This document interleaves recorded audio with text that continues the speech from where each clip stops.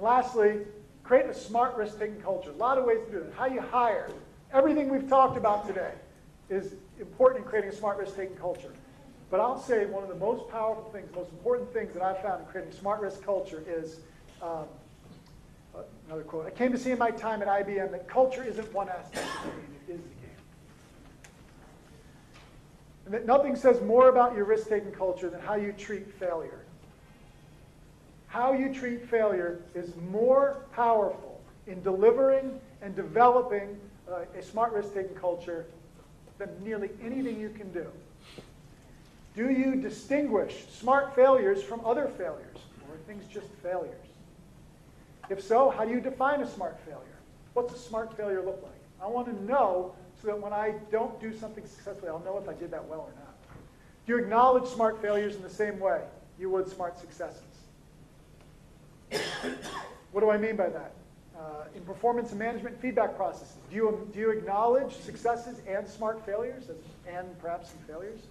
Do you do it publicly in meetings? Do you hear other people do that? Even informal rewards programs. Tata, which is essentially the GE, it's a big industrial company of India, some of you may be familiar, has a Dare to Try award that they give away at their annual awards benefit, and it is the best failure of the year. So do it formally. Right? And do you share your own smart failures as a leader? Above you, below you. So, you all took the Smart Risk-Taking Survey. I want to just share with you some of the results that came from that. I think they're pretty interesting, some of the things that have already been vetted out in this conversation. Over 80% of the respondents take the time to do important direction-setting activities. I think that was representative when I said, do you have something worth fighting for? And a lot of the room raised their hand. 81% they have felt they have a clear personal mission and vision. 85% take time to see the big picture and anticipate the road ahead. So good job. The implication is you're starting from a good place. Another finding, technical employees feel they give themselves more room to experiment and make mistakes than management gives themselves. 81% of technical employees agreed they give themselves this room. 57% of management employees agreed they give themselves this room. One implication of that, depending on the situation, this may become a source of friction. It may also become a source of opportunity to vet out where are you looking at experimentation differently or the same. Debriefing successes and failures tends to decrease with tenure. Overall, not surprising. The longer you've been around, the more you think you've seen lots of things, don't need to debrief as much. Less than 10 years experience, 85% of you agreed that you debrief successes and failures. 10 to 19, 77% agreed. And 20 plus years, 71% agreed that you debrief successes and failures. The implications are around role models, right? More tenured employees might be missing key learning opportunities. They might also be missing opportunities to role model debriefing, learning, and debriefing and learning with more junior employees. And lastly, the majority of employees don't feel smart risk-taking is recognized or rewarded. Only 47% of respondents agreed that smart risk-taking was rewarded and recognized. In some demographics, it was lower. Band 1, only 37%.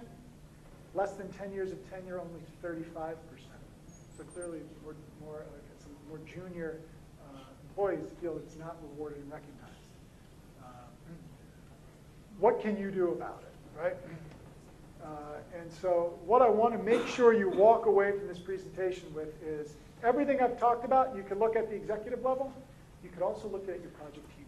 It doesn't have to be a massive capital markets technology build like I talked about. It could be a small activity that you're doing. It could be how you talk about it with your team. Rewarding and recognizing smart risk-taking behavior can happen at a huge organizational culture level. It can also happen on your team. Biggest reason people leave an organization is what? Their manager, right? So that relationship is one of the most important mediators of whether you feel smart risk-taking is recognized and rewarded. Implication: small changes can encourage smart risk-taking and have a big impact. So finally, what I want to leave you with is only 20% of smart risk-taking is actually taking the risks. 40% is the preparation and planning that goes into it, and the other 40% is creating the environment for it. So said another way, this idea of just the action That's taking risks. The idea of doing all of this is what it means to take a smart risk. And in closing, a good reminder. Whenever you see a successful business, someone once made a courageous decision. Thank you for your time. I'll be here for lunch, so happy to chat.